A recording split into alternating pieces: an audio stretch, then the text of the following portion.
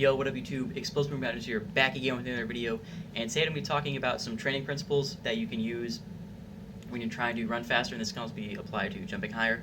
So when you look at the training for improving sprint speed or improving jumping ability, a lot of times people want to say that you have to do these certain things in the weight room, or you have to achieve these certain numbers in the weight room to jump higher, to run faster, and you have to work on these certain drills that will help you out. And while I definitely think that doing drills to help improve your technical proficiency and making you the most efficient athlete possible is very important, and also, of course, going in the weight room is a very critical aspect of being the best athlete you can possibly be, I think it's also important to remember that most of your training time and that your main training emphasis should be on improving your actual skill and your actual ability in what you want to improve on. So my example is sprinting.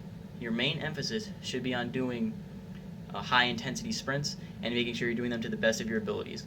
So making sure you're getting out there, you're keeping sprinting as your main focus. The drills and the lifting, those are all in supplement to that. Those are all in conjunction with that. They are supplementary things that are meant to boost up your sprinting. Because sprinting is such a complicated movement, there's a lot of different variables that influence how fast you go, and there's no exercise in the weight room, and there is no drill that is going to be able to simulate sprinting. Everything that you're doing is building up certain different aspects of that movement. So, if you want to build up the absolute force you can put into the ground, right? So you do squats, you do deadlifts. You want to bridge the gap from that absolute strength to sprinting, so you do things like speed strength movements, like Olympic lifts.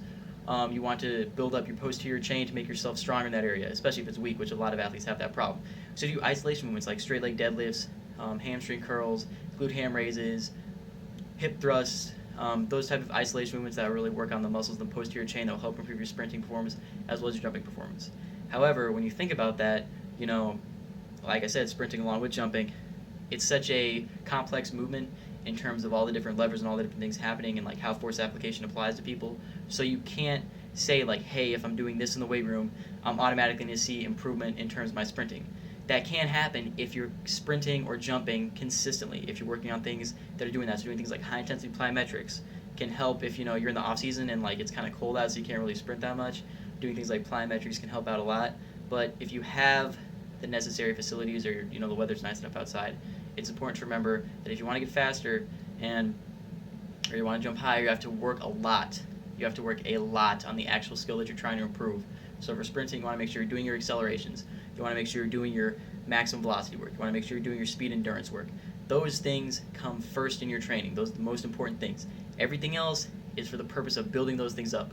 So if you notice that that your performance in doing sprints is like decreased, you might want to take a step back from things that might be detracting from that. So maybe your work in the weight room is actually hurting your sprint performance. Maybe you take a step back from that and say, hey, I'll lay off the weights for a little bit, and that's going to give you a boost in your sprinting ability.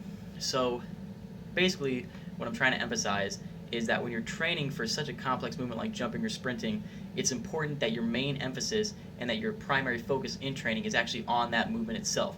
That's what you spend most of your time focusing on. That's what most of your high intensity work is spent doing. That is placed, that is placed at the top. That's what you spend most of your time doing. Everything else is supplementary to that. So you use your weight room lifts to build up that strength, to build up your maximum force production. You use isolation movements in the weight room to build up certain muscles that you need for that performance. And you use drills to improve technical proficiency and make you a more efficient athlete. But, like I said, sprinting and jumping, those are very complex movements, and the best way to improve at them is to make sure that you're emphasizing those in your training. I hope you guys enjoyed the video. ExplosiveMovement signing off. Peace.